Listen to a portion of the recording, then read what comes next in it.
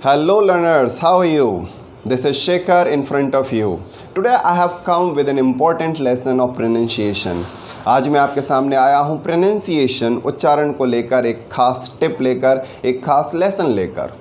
अभी प्रोनाउंसिएशन जब इंग्लिश में आता है तो ये थोड़ा सा इंसेंट, थोड़ा सा क्रेज़ी हो जाता है, क्योंकि अगर हिंदी की बात करें हमारी मदर टंग की तो हम किसी भी शब्द को वही पढ़ते हैं जो लिखा होता है। ऐसा नहीं है कि लिखा कुछ और है और पढ़ेंगे कुछ और, लेकिन इंग्लिश में ऐसा नहीं है। इंग्लिश में किसी भी शब्द का उच्चारण क्या होगा, उसे कैसे पढ़ा जाएगा, ये आपको पहले से सीखना होता है, पहले से जानना होता है।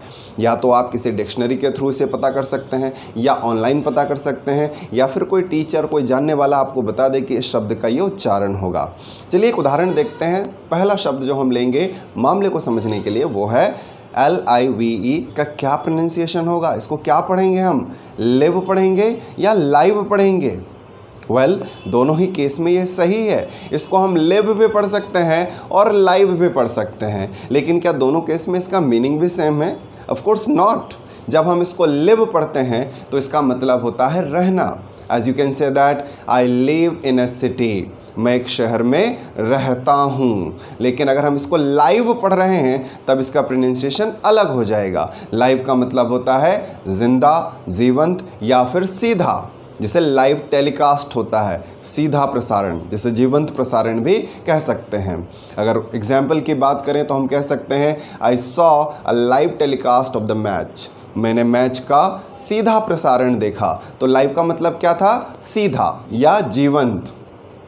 तो आज मैं आपके सामने लेकर आया हूँ OUGH इन लेटर कॉम्बिनेशन के अलग अलग प्रोनाउंसिएशन, अलग अलग तरह के उच्चारण। आइए एग्जाम्पल्स के थ्रू इन्हें समझते हैं।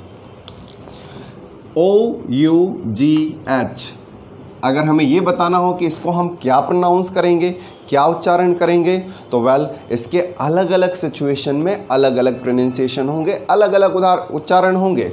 जैसे सबसे पहले हम बात करते हैं एक छोटे से वर्ड की जो है TOUGH। यहाँ पर टी को अलग कर दें तो OUGH हमारे पास एक लेटर कॉम्बिनेशन है और पूरा शब्द है TOUGH, जिसे आप पढ़ेंगे टफ। टफ मतलब टी को हटा दें तो हमारा जो OUGH का प्रोनाउंसिएशन है वो अफ होगा, अफ। कुछ और एग्जाम्पल्स में इसको समझ सकते हैं। ENOUGH, यहाँ पर भी OUGH का जो प्रोनाउंसिएशन है वो अफ है, अफ उसका प्रोनाउंसिएशन है। इसी तरह से अगर हम ROUGH को देखें तो यहाँ पर भी OUGH का जो प्रोनाउंसिएशन है वो अफ है। रफ, टफ, इनफ, ये तीनों शब्दों का जो OUGH का प्रोनाउंसिएशन है वो राइमिंग है, एक दूसरे के धुन में आता है, अफ प्रोनाउंसिएशन होता है। लेकिन क्या सारे OUGH में यही बात लागू होगी? Of course not. अलग अलग सिचुएशन में इसके प्रोनाउंसिएशन किस तरह से बदल जाते हैं, आइए इसको समझने के लिए इसी पहले शब्द में हम एक लेटर और जोड़ देते हैं और एक नया शब्द बनाते हैं THOUGH। सिर्फ हमने एक H ऐड कर दिया है। अब इसके प्रोनाउंसिएशन की बात करेंगे तो ये अफ से राइमिंग बिल्कुल नहीं होगा। इस THOUGH का जो प्रोनाउंसिएशन होता है वो होता है दो। दो इज़ द प्रोनाउंसिएशन। जैसे हिंदी में होता है एक, दो, तो इसका जो प्रोनाउंसिएशन है वो भी दो है। अगर हम TH को हटा दें तो OUGH का प्रोनाउंसिएशन क्या होगा, इसमें ओ होगा। पहले केस में हमने देखा अफ प्रोनाउंसिएशन है, लेकिन दूसरे में हम देख रहे हैं ओ प्रोनाउंसिएशन है। O is the pronunciation of TOUGH, dough is the pronunciation. अब यहाँ पर सिर्फ इसके उच्चारण की बात करें तो ये है ओ। वैसे दो का मतलब क्या होता है? दो सेंटेंस को ज्वाइन करने वाला एक शब्द है। दो का मतलब होता है यद्यपि या हालांकि। दो I am feeling tired I will work, हालांकि मैं थका हुआ महसूस कर रहा हूँ लेकिन मैं काम करूँगा। तो दो यहाँ पर इसका प्रोनाउंसिएशन है। चलिए एक और लेटर इसमें ऐड करते हैं, आर। क्या अब इसका प्रोनाउंसिएशन ओ ही रहेगा, OUGH का, जो कि आज हम पढ़ रहे हैं? Obviously not. इस शब्द में जो उच्चारण है वो होगा ऊ। पूरा जो शब्द है इसे पढ़ा जाएगा through. Through is the pronunciation of this particular word, जिसमें OUGH का प्रोनाउंसिएशन है बिल्कुल अलग उच्चारण हुआ। थ्रू का मतलब होता है किसी भी चीज़ के ज़रिए, कोई भी चीज़ जरिया बनती है। जैसे आप कह सकते हैं water is supplied in my house through a pipe. मेरे घर में पानी की सप्लाई एक पाइप के ज़रिए होती है, पाइप के थ्रू होती है ना। कमाल की बात। चलिए आगे बढ़ते हैं, एक और शब्द को ऐड करते हैं और एक नया वर्ड यहाँ पर बन जाता है थॉरो। थॉरो, यहाँ पर जो प्रोनाउंसिएशन है वो है थॉरो। तो अगर हम कहें कि इसका क्या प्रोनाउंसिएशन है तो ये कहा जाएगा O is the pronunciation of OUGH, thorough. Thorough का मतलब होता है संपूर्ण, सारा का सारा। जैसे we need a thorough study of this book, हमें इस किताब की थॉरो, संपूर्ण, परिपूर्ण स्टडी की ज़रूरत है। सो थॉरो में OUGH का प्रोनाउंसिएशन हम ओ देख रहे हैं यहाँ पर। तो देखिएगा अलग अलग सिचुएशन में, अलग अलग वर्ड्स में जो प्रोनाउंसिएशन OUGH का है वो किस तरह से चेंज हो जाता है। बात यहीं पर नहीं रुकती है, और भी डिफरेंट प्रोनाउंसिएशन है, आइए देखते हैं। The next example is COUGH। इसको आप कॉफ पढ़ेंगे। तो यहाँ पर अगर हम OUGH की बात करें तो इसका क्या उच्चारण हो रहा है? इसका प्रोनाउंसिएशन हो रहा है ऑफ। OFF का जो उच्चारण होता है वही यहाँ पर OUGH का प्रोनाउंसिएशन हो रहा है। कॉफ एंड कोल्ड जैसे हम इस्तेमाल करते हैं।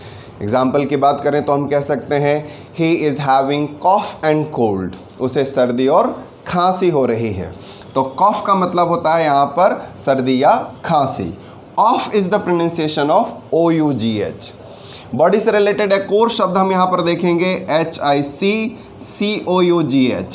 इसी कॉफ के आगे HIC शब्द का यूज़ किया गया है। तो ऐसा नहीं है कि यहाँ पर इसे कॉफ पढ़ा जाएगा तो यहाँ पर इसे हिकॉफ पढ़ लेंगे। यहाँ पर जो प्रोनाउंसिएशन होगा वो होगा हिकअप, हिकअप। तो up is the pronunciation of OUGH, up is the pronunciation of OUGH। हालांकि इसका एक और स्पेलिंग भी है और उसमें हम कप यानी कि अप ही यूज़ करते हैं, UP उसका स्पेलिंग भी होता है। तो अलग अलग स्पेलिंग्स भी पॉसिबल होती हैं। Pronunciation in the both cases would be hiccup, hiccup, hiccup. Like you can say that yesterday I had hiccups, कल मुझे हिचकियाँ आ रही थी, हिकअप। चलिए आगे बढ़ते हैं, एक और एग्जाम्पल देखते हैं जहाँ पर OUGH का डिफरेंट यूज़ है। अब तक जितने भी इस्तेमाल आपने देखे हैं, अब तक जितने भी उच्चारण आपने देखे हैं, यहाँ पर OUGH अलग ही व्यवहार कर रहा है। और यहाँ पर इसका जो मतलब है, इसका जो उच्चारण है वो है प्लाऊ। इसमें से अगर हम PL हटा दें तो हमारा OUGH आज का टॉपिक निकलता है। और अब इसका जो उच्चारण है वो है आउ, आउ। पहले में हमने देखा अफ प्रोनाउंसिएशन है, दूसरे में हमने देखा ओ प्रोनाउंसिएशन है, तीसरे वर्ड में हम ऊ इसी का प्रोनाउंसिएशन देख रहे हैं, नेक्स्ट में औ प्रोनाउंसिएशन है। ऑफ प्रोनाउंसिएशन कॉफ में बन जाता है और अप प्रोनाउंसिएशन हिकअप में बन जाता है। और जो नेक्स्ट एग्जाम्पल है वो है प्लाउ। प्लाउ का मतलब है हल चलाना। फार्मर्स प्लाउ देयर फील्ड्स, किसान अपने खेत में हल चलाते हैं। तो OUGH का प्रोनाउंसिएशन आप देख पा रहे हैं वो है आओ। सो अच्छी बात यह है कि OUGH से रिलेटेड जो वर्ड्स हैं वो सीमित संख्या में होते हैं। तो इन 8-10 शब्दों को अगर हम स्टडी करें और इन्हें याद रखने की कोशिश करें तो ये जो अजीब प्रोनाउंसिएशन वाली बात है OUGH से वो सॉल्व हो सकती है। तो आप भी अगर कोई और प्रोनाउंसिएशन OUGH का जानते हैं तो कमेंट बॉक्स में हमें ज़रूर बताइए। मिलते हैं अगले वीडियो में। Till then bye bye.